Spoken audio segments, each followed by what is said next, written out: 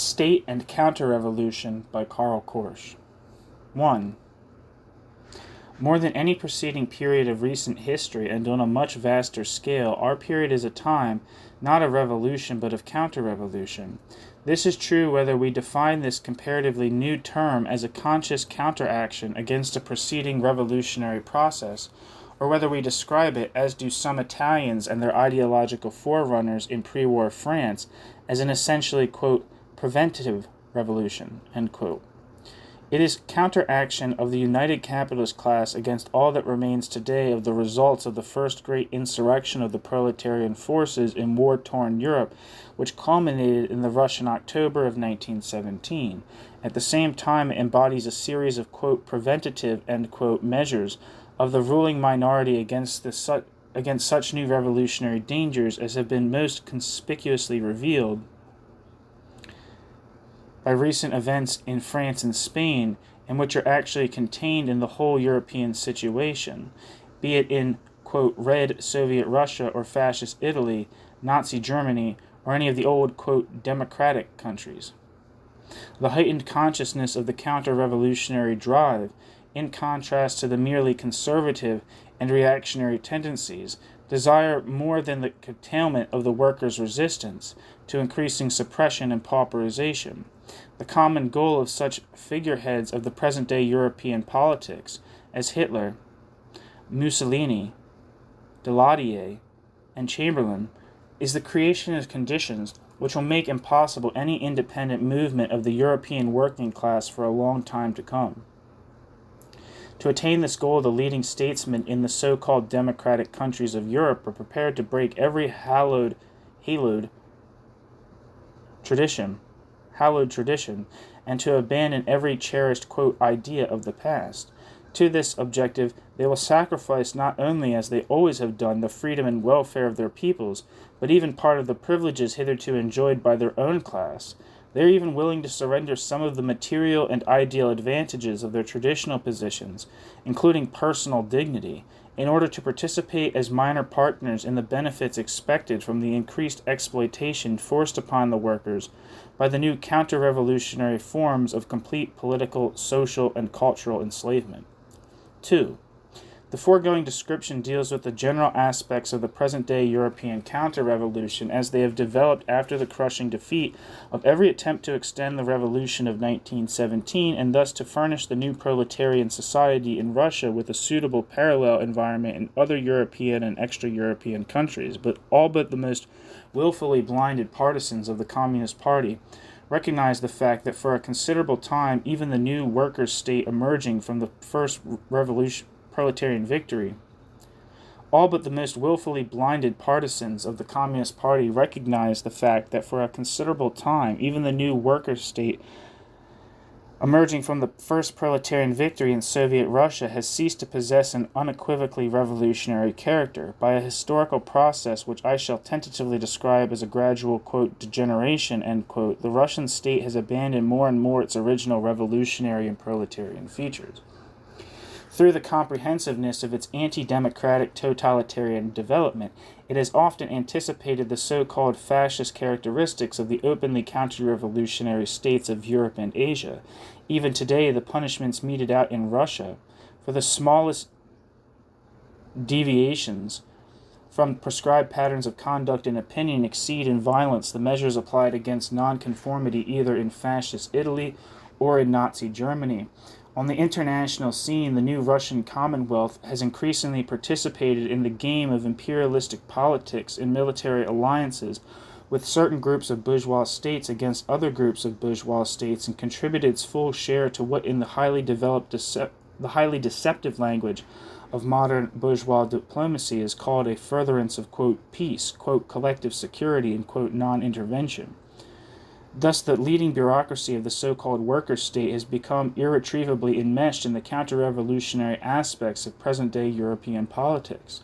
Under the widely changed conditions of the class struggle today, what Lenin wrote in the opening paragraphs of his pamphlet on the State and Revolution in August 1917 concerning the increased importance of the question of the state, both in theory and form, the point of view of practical politics takes on renewed importance. The imperialist war and its aftermath have greatly accelerated and intensified both the transformation of monopoly capitalism into state monopoly capitalism and the monstrous oppression of the laboring masses by the state, which becomes increasingly intertwined with the all-powerful capitalist combines. The apparently transitory and war-conditioned effects of this post-war development have become enduring and indeed normal features of present-day capitalism as a whole. There is no doubt today of the permanent nature of the process described by Lenin 20 years ago, by which, quote, the foremost countries are being converted into military convict labor prisons for the workers, end quote. Yet under the conditions of an existing counter-revolution, it is by no means sufficient at the present time merely to repeat those powerful statements of which Lenin in 1917 elaborated the revolutionary Marxian theory of the state and the relation of the proletarian revolution to the state. It is strange that the Trotskyites should refer today to Lenin's magnificent formulation, end quote. Quote, Lenin's magnificent formulation, end quote, as a work written on the eve of October, quote, in order to explain the masses not merely of Russia, but of the world and for the future, as a guide, if the Bolsheviks that time fail in achieving their aims, the meaning of workers' democracy, end quote. This was never the aim of that translator into action of the traditional Marxian theory. When the outbreak of the political crisis, quote, intervened, end quote, with the conclusion of his theoretical work, he cheerfully added to his pamphlet the exultant remark that, quote, it is more pleasant and useful to go through the, quote, experience of revolution, end quote, than to write about it, end quote. Section 3. Today the whole situation has profoundly altered. There is no point in continuing in the unreal ideological sphere the materialistic and entirely practical philosophy of the revolutionary state as worked out by Marx and restated by Lenin. We might as well philosophize with Plato on the most perfect form of the ideal state, and the extent to which the counter-revolutionary empire of Hitler is the truly earthly fulfillment of Plato's lofty dream of the transition from debased democracy to the, quote, noble tyranny, from all preceding forms different, the fourth and last disease of the state, end quote. It is very well for the Russian proletariat and its Bolshevik leaders in 1917 to, quote, go through the experience, end quote, of the developing revolution rather than to philosophize about it. But the Russian and non-Russian workers today cannot confine themselves to experiencing the steadily advancing counter-revolution without making every effort to interpret its significance. By a careful examination of the past, they must find out both the objective and subjective causes for the victory of fascist state capitalism. They must closely watch its unfolding in order to discover the old and new forms of contradiction and antagonism appearing in that development. Finally, they must find out a practical way to resist, as a class, the further encroachments of the counter-revolution, and later to pass from an active resistance to an even more active counter-offensive in order to overthrow both the particular state capitalist form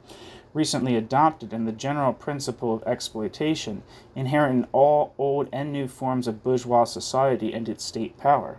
Thus, what is needed first of all is a comprehensive analysis of the new phases which the general theory of the state assumes in face of an existing counter-revolution. There is no doubt that this particular task has been hitherto most entirely neglected. This is true in spite of the tremendous work done in the field by Marx, Engels, and their most consistent followers up to Luxemburg, Lenin, and Trotsky on the one hand, and by Bakunin, Proudhon, and the later spokesmen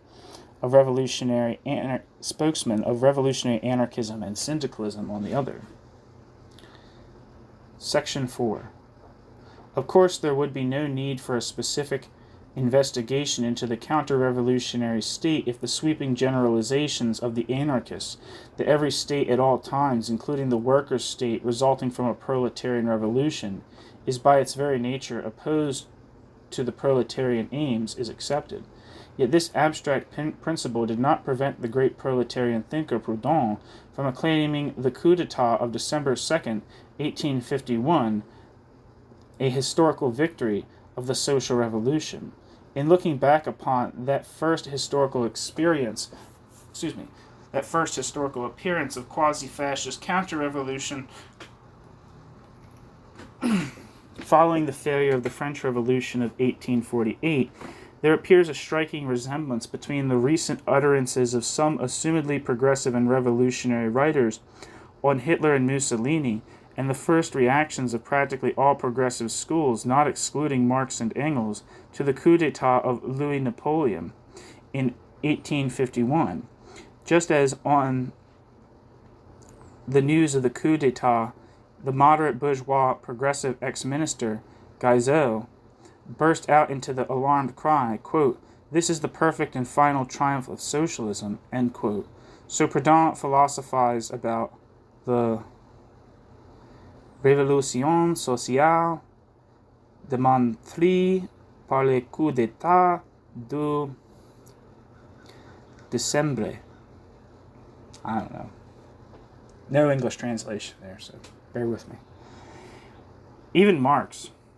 although he was aware of the personal unfitness of Louis Bonaparte for the quasi-revolutionary role usurped by him for a short time, indulged in the same self-deception. Witness his paradoxical statement that this time, quote, revolutionary progress made headway not through its immediate tragicomic achievements, but on the contrary through the creation of a powerful united counter-revolution, through the creation of an opponent, by fighting whom the party of revolt first ripened into a real revolutionary party, end quote. There is indeed only a small step from this Marxian, and for that matter Guizotian and Proudhonian, self-deception to the remarkable illusions after Hitler's accession to power in 1933, which possessed the German communists and their Russian masters. They welcomed the victory of an acknowledged fascism over what they had until then described as a disguised but even more hateful form of, quote, social fascism, that is, the political rule of the Social Democratic Party in post-war Germany. They predicted a speedy collapse of the new counter-revolutionary government, which would be superseded by a proletarian revolution, and thus hailed their own defeat, and incidentally the last defeat of all progressive tendencies in Germany, and indeed all over Europe, as a, quote, victory of communism, end quote. Section 5. It seems to the writer that the apparent unawareness of the particular nature of counter-revolutionary events shown on those two occasions by the older and newer schools of the Marxists is not a mere personal accident. It is rather bound up in a hidden way with the whole historical character of the Marxian theory of the proletarian revolution, which in many respects still carries the birthmarks of bourgeois revolutionary theory, of Jacobinism, of Blanchism. This applies particularly to the political aspects of the Marxian theory, to the Marxian doctrines of the so-called permanent revolution, and the, quote, dictatorship of the proletariat, end quote,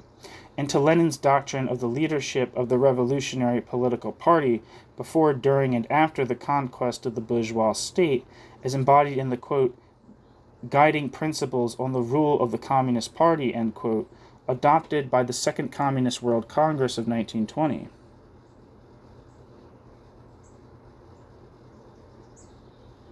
From this point of view, it becomes possible to approach in a rational manner those vexing problems which during the last 20 years have over and over again assailed and tormented the best Marxian revolutionaries who had become aware of the striking contradictions between the uninterrupted existence of the so-called proletarian dictatorship and the increasing suppression of all proletarian and socialist,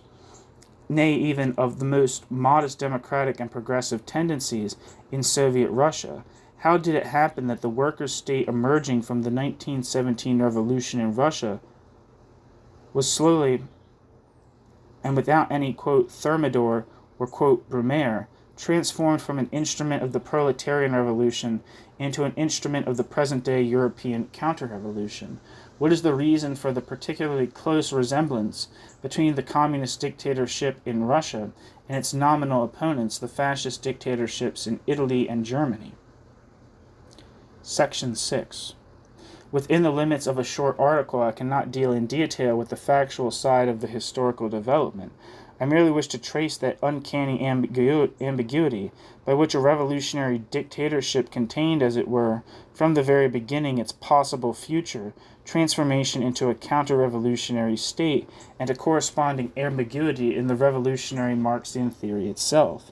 If the political concepts of Marxism were derived from the great tradition of the bourgeois revolution, if the umbilical cord between Marxism and Jacobinism was never cut, it seems less paradoxical that the revolutionary Marxist state in its present development should reflect that great historical process of decay by which today the leading sections of the bourgeoisie in every country of Europe abandon their previous political ideals. It ceases to be conceivable that the Russian state in its present structure should act as a powerful lever in the fascization of Europe.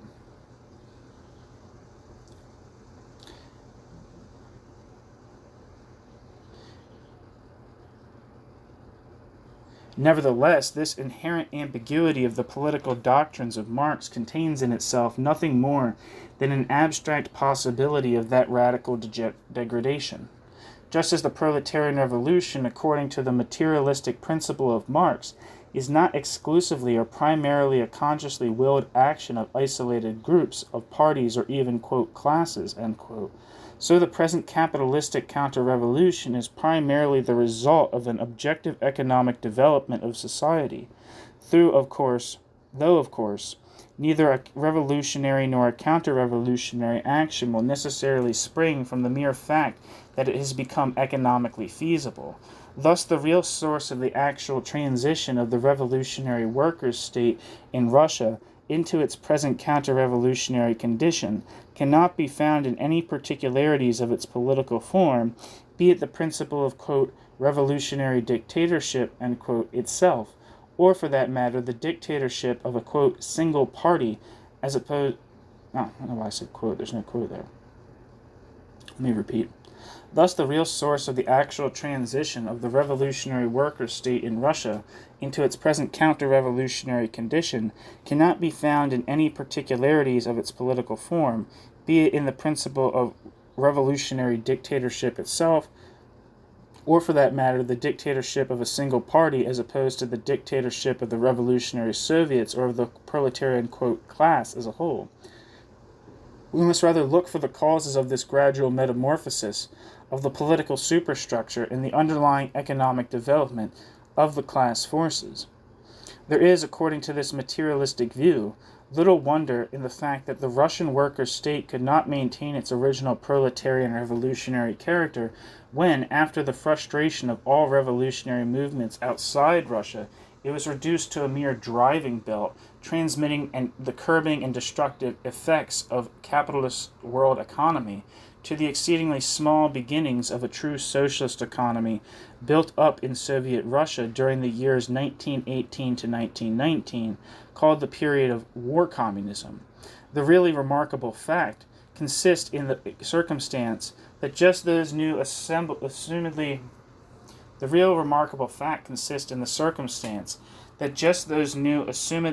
anti-bourgeois features of the Russian state, which had been devised as a means to defend the proletarian content of the revolutionary society, should be served, along with the, quote, new counter-revolutionary states shaped on the very model of the Russian, quote, dictatorship, as an instrument not only of the reversal of revolutionary transformation of the whole traditional framework of European capitalist society. Quote, though this be madness, yet there is method in it, end quote. To solve the bewildering problem by sober materialistic research is one side of the main task of the Marxian analysis. In attempting this task, we may expect, with Hobbes,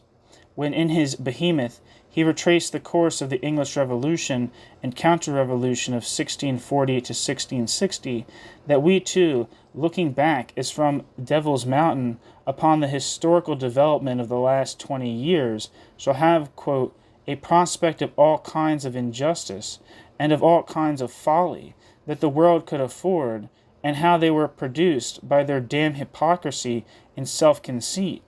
whereof the one is doubly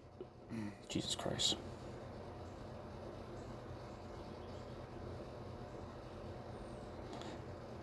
In attempting this task, we may expect with Hobbes,